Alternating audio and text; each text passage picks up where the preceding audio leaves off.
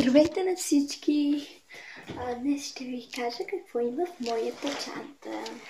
Ето първо чантата. Така. В първия чоп има червило.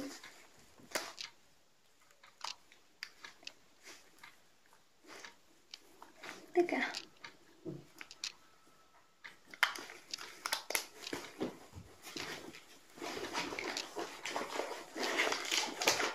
Кърпички.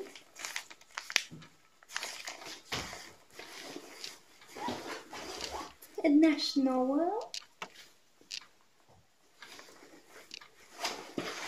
Ножица.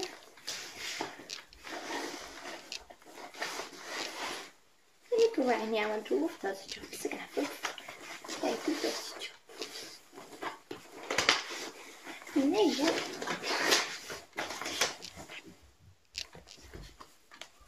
От него има тетрадка.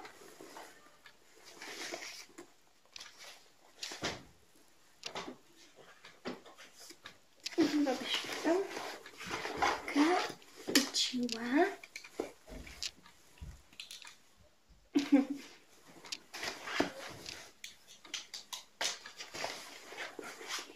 Цифтар, в който си записвам неща по английски.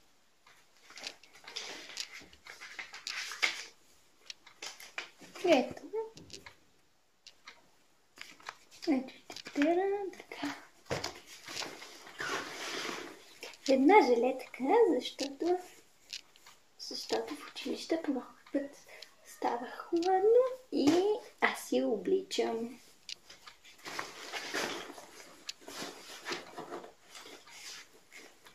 Един брокат. Ето и още един. Ето. Слушалки, през между часата си слушам музика. И това е. Това беше всичко от мен. Довиждане!